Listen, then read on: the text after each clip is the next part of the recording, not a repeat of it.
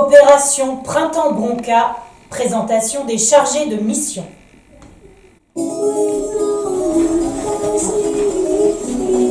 Florian Sevin, interrogateur pour l'agence. Salut, ça va? Oui, ça va et toi, ça va bien. Mathieu Ribé, traiteur de parole. Amato, médecin psychologue, observatoire de l'évolution du moral. Il m'a demandé que je l'aide pour savoir où c'est qu'il voulait qu'il aille. C'est qu'il voulait qu'il aille avec son chien, ouais. Je sais pas où c'est je sais pas où il veut aller, il a un chien, ouais. Un dalmatien. Et à la maison, elle est en train de préparer les pâtes pour Smelly. 10h33. Allée du tireur. Avec Virginie, on part à la rencontre des habitants. On part à la rencontre d'un groupe de jeunes dans un espace de jeu pour plus jeunes. 4 filles, 4 garçons, 3 filles, 4 garçons. Bonjour. On est de l'agence Facile Pas Facile. On a des questions à vous poser. Question.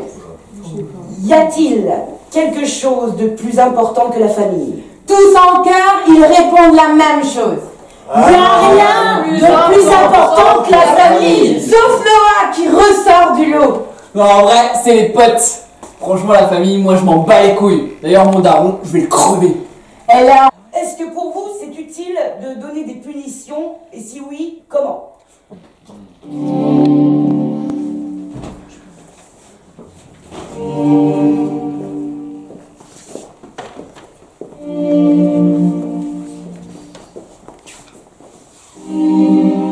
C'est trop... Président... Bah... Ouais, si. Les jeunes. Ça c'est un gros problème, les jeunes. Ouais. C'est pas comme au Maroc ou en Algérie, hein. Là-bas, on peut taper les jeunes. Mais ici, ils sont impunis. Moi, je supprimerais le RSA. Parce que le RSA, en fait, ça les fout dedans. Parce qu'ils ont des grosses bagnoles. Et que ceux qui bossent... Moi, j'ai jamais été au chômage, hein. Ça fait 30 ans que je suis en France. Jamais j'ai arrêté de bosser. Moi, elle m'a dénoncé aux flics. Tu te rends compte? Ma fille qui allait chercher les flics. Et ils ont débarqué chez moi, dans ma propre maison.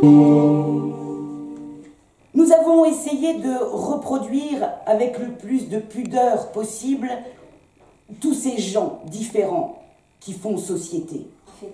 Alors, si vous étiez président, qu'est-ce que vous metteriez en place? Tous les immigrés dehors. Je te mettrais la moitié de la France en prison, hein. Je note.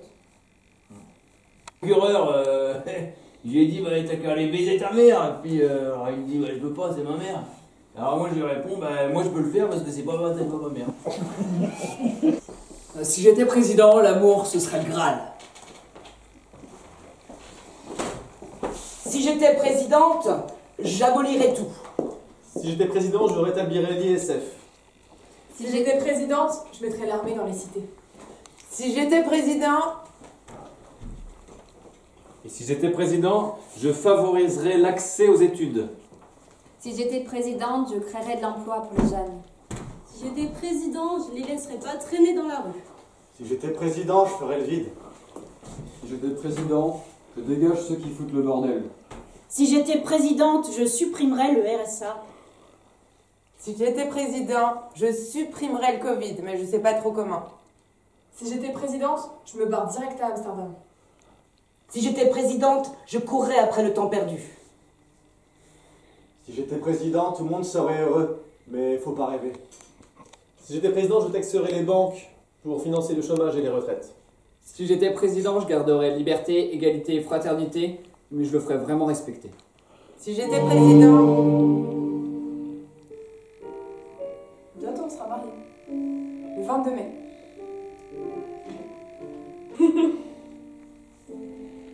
C'est parce que j'ai perdu mon père il y a pas longtemps, c'est récent. Du coup c'est encore pas facile.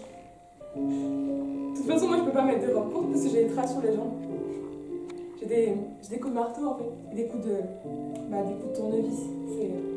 C'est mon ancien compagnon là.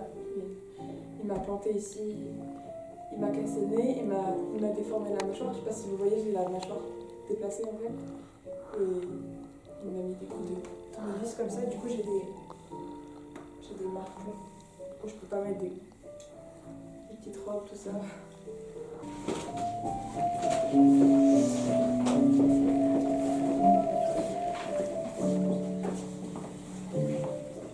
Ouais, Jérôme, il croit fort en Dieu.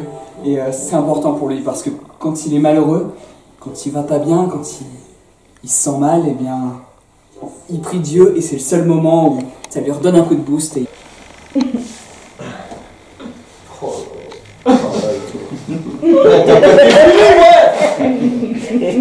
C'est pas possible, putain. Ah, c'est cool.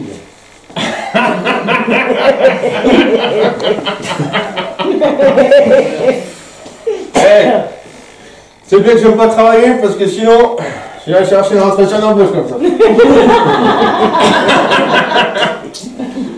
C'est con, il est sérieux, franchement. Ah, reste là, je t'ai dit. Mais pourquoi faire? Bah on attend Godot.